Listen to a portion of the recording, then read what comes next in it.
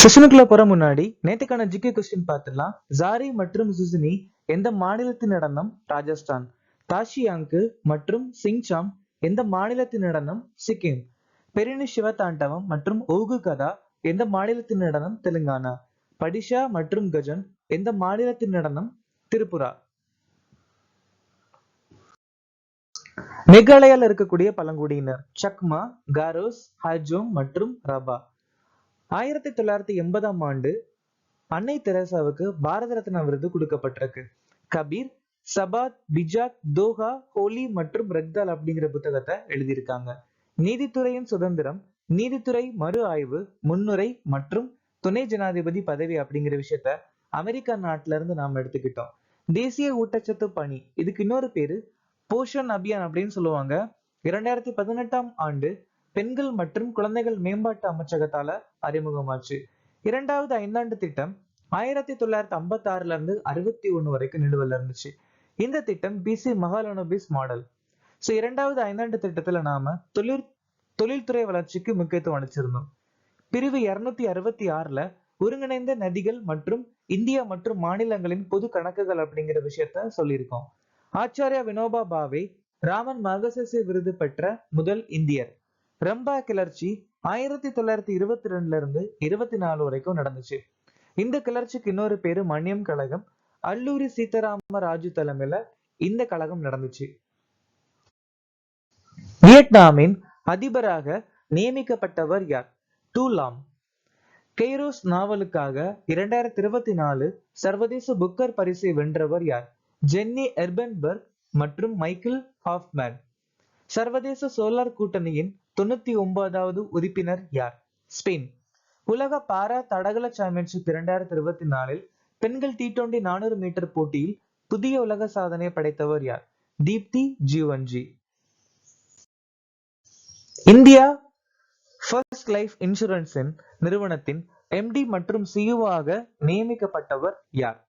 Rishabh Gandhi. Sanjay Kumar Agarwal CBSE உடைய தலைவர். Nitin Gupta CBDT உடைய தலைவர். ஹிதேஷ் மக்வானா இந்திய சர்வேவர் ஜெனரல். சுபோத் குமார் சிங் தேசிய தேர்வு முகமையின் தலைவர். அனுராக் அகர்வால் பார்லிமெண்ட் பாதுகாப்புடைய தலைவர்.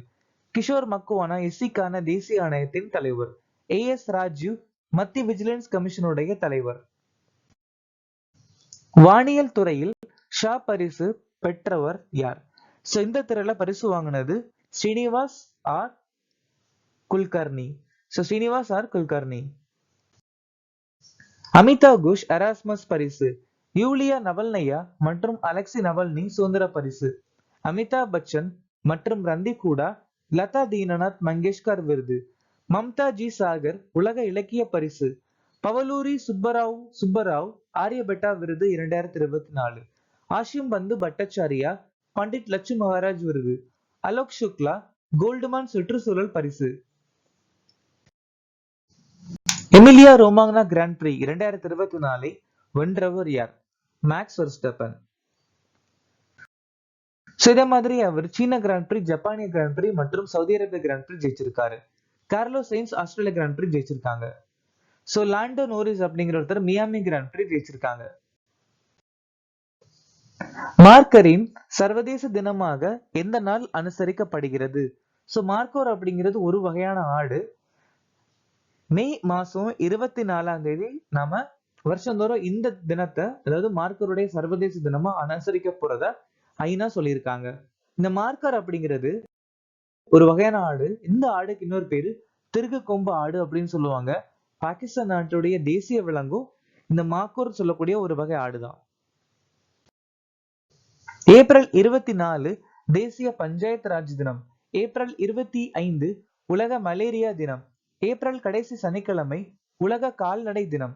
ஏப்ரல் 30 ஆயுஷ்மான் பாரத் திவாஸ். மே முதல் செவ்வாய் உலக ஆஸ்துமா தினம். மே 11 தேசிய தொழில்நுட்ப தினம். மே 11 மற்றும் அக்டோபர் 12 உலக இடம்பெயர்ந்த பறவைகள் தினம். மே 12 சர்வதேச செவிலியர் தினம். மே 18 சர்வதேச அருங்காட்சியக தினம். மே 25 உலக கால்பந்து நாள். அமைச்சரவையால் இந்தியா AI பணிக்கு எவ்வளவு பணம் ஒதுக்கப்படுகிறது? 10,300 கோடி ரூபாய் செயற்கை நுண்ணறிவுக்காக நம்ம இந்திய நாட்டுடைய அமைச்சரவை ஒதுக்கி இருக்காங்க.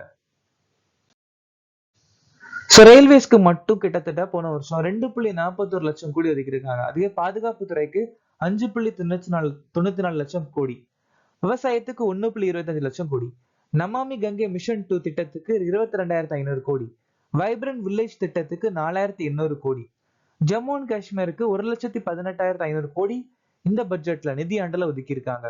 குவாண்டம் தொழில்நுட்பத்துக்கு 6,000 கோடி, PM ஜன்னம் திட்டத்துக்கு 24,101 கோடி.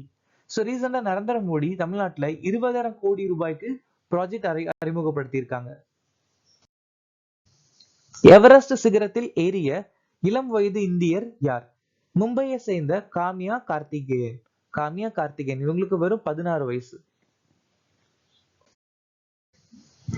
அண்டார்டிகாவின் மிக உயரமான வின்சன் சிகரத்தை ஏறிய உலகின் முதல் பெண் அருணிமா சின்ஹா.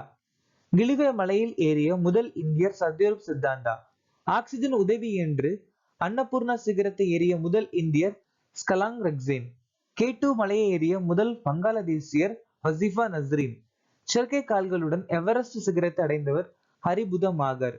எவரெஸ்ட் சிகரத்தில் ஏறிய தமிழக முதல் பெண்மணி முத்தமிழ் செல்வி.